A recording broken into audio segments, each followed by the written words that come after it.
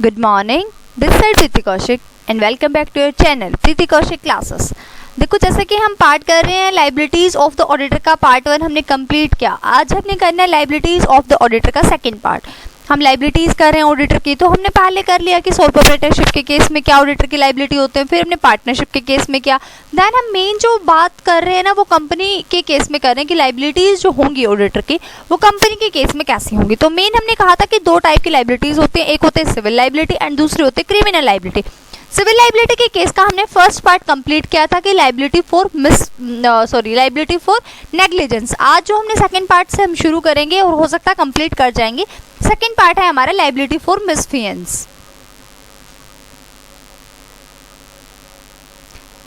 Liability for misfeasance, देखो क्या होता है liability for misfeasance. If any auditor does not do the duties entrusted to him or which arise due to his position, then he shall be held guilty of misfeasance। कहता है कि जब कोई भी एक ऑडिटर है, ऑडिटर अपने duties को उस तरीके से नहीं कर रहा जिस तरीके से उसको अपॉइंट किया गया है या उसकी पोजीशन जैसे अराइज हुई है उस तरीके से वो अपना काम नहीं कर रहा, तो वो मिसफियंस का गिल्टी पाया जाता है।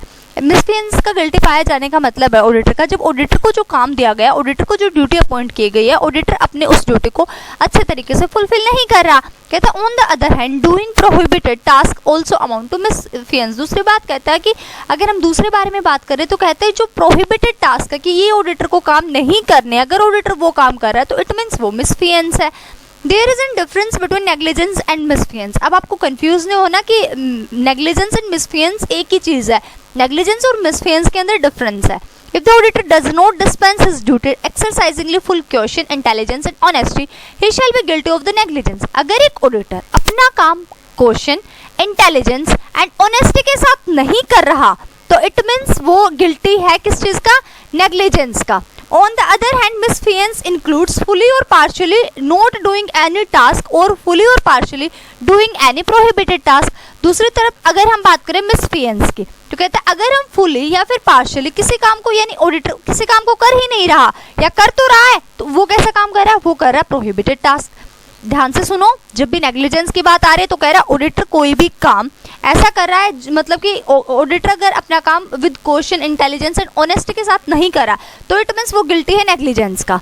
अगर ऑडिटर मिसफियंस का गिल्टी कब होगा, जब वो कोई भी काम फुली और पार्शियली काम कर ही नहीं रहा, जो टास्क उसे अपॉइंट किया गया वो कर ही नहीं रहा, और दूसरी बात वो कर रहा है ऐसे काम को जो प्रोहिबिटेड है कि आपको ये काम नहीं करना, ऐसे काम को कर रहा है, तो वो इस केस में क्या हो जाएगा, इस केस में वो मिसफियंस का गिल्टी माना जाएगा और लाइबिलिटी हो जाएगी उसकी मिसफियंस की ओर से।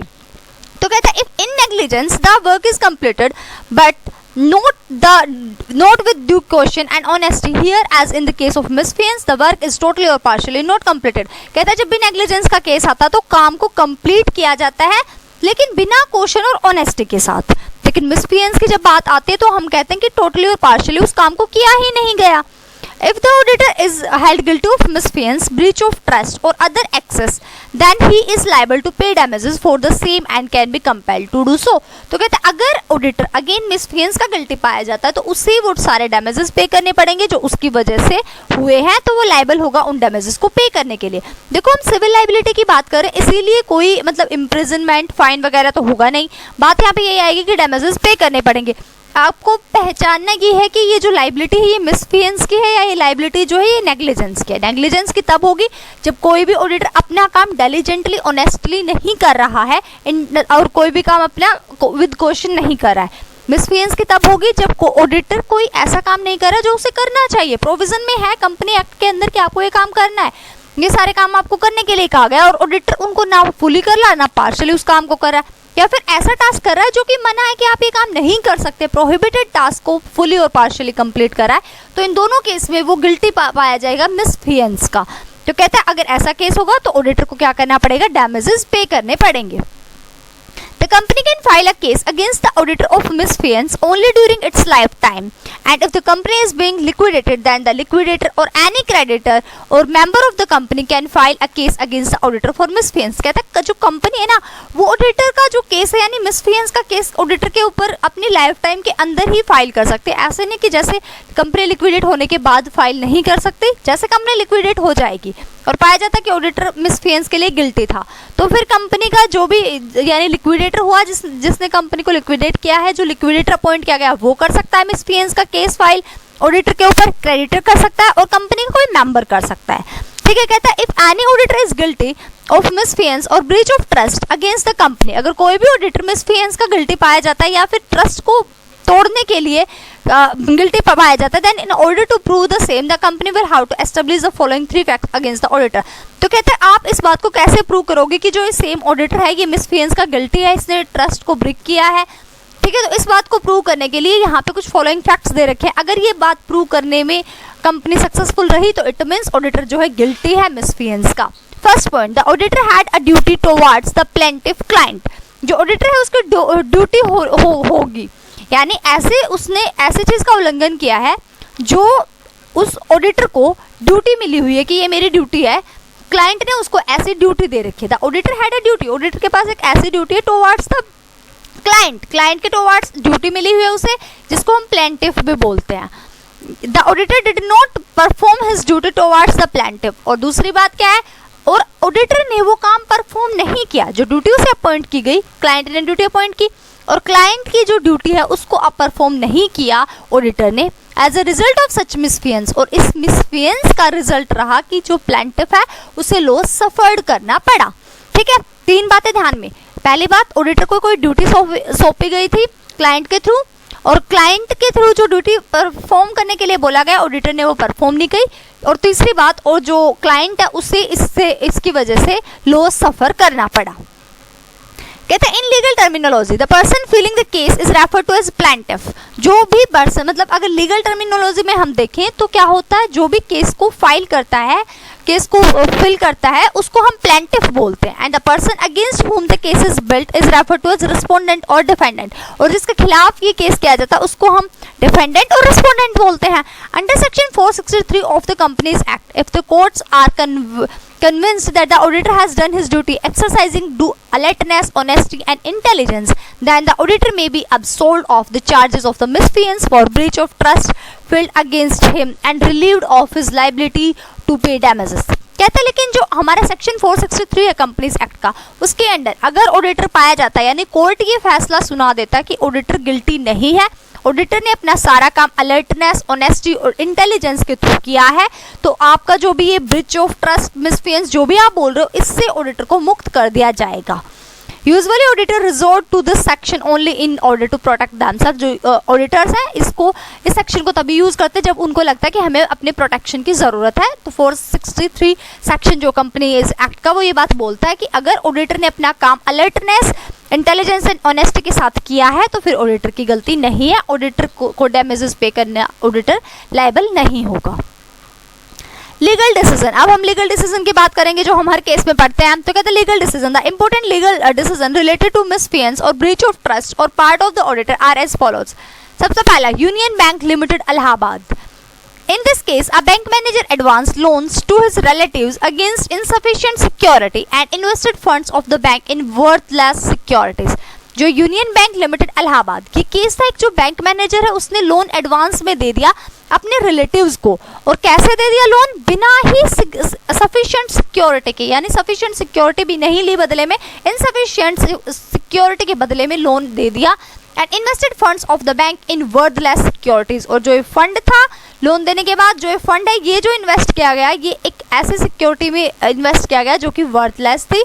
However, he manipulated the account and kept on declaring dividends। उसके बाद उसने अकाउंट्स को मैनिपुलेट भी किया डिविडेंड्स को डिक्लेयर करने के लिए। The courts held the auditor guilty of misfeasance since he had cleared the accounts presented by the manager without examining them।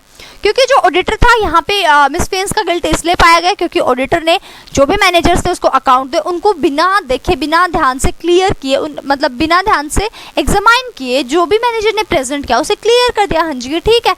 Had the auditor done his duty correctly, he could easily have found out the actual situation of the company। अगर auditor ने अपना काम ढंग से किया होता तो तो ऑडिटर को कंपनी की एक्चुअल सिचुएशन के बारे में पता लग जाता easily. Hence the auditor was hired to make good all the funds misappropriated by the dishonest manager. तो अब और जो ऑडिटर है वो किस चीज़ के लायबल होगा? हर फंड्स जो भी उसने मिसअप्रोप्रिएट किया है मैनेजर ने, उन सब चीज़ के लिए लायबल होगा हमारा यहाँ पर auditor. Second, Dehradun Mussoorie electric tramway company. In this case, a fraud committed by the managers of a company knowingly and in a planned manner could not be deducted by the auditor since he did not do his work properly. कहता है जो ये एक fraud किया गया था, managers थे जो कंपनी के, पूरा प्लान मैनर में उन्होंने फ्रॉड किया और जो ऑडिटर है वो पता नहीं लगा पाया। क्यों नहीं लगा पता पाया? क्योंकि ऑडिटर ने अपना काम प्रॉपरली नहीं किया। The auditor had not examined the vouchers and had passed irregular payments without examining the same.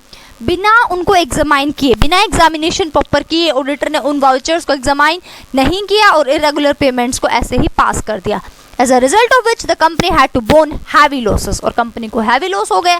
The auditor was guilty of misfeasance and was ordered to repay all the damages. अब auditor यहाँ पे again मिसफेयर्स का guilty पाया गया और उसे क्या कहा गया? सारे के सारे डैमेजेस आप पे करो।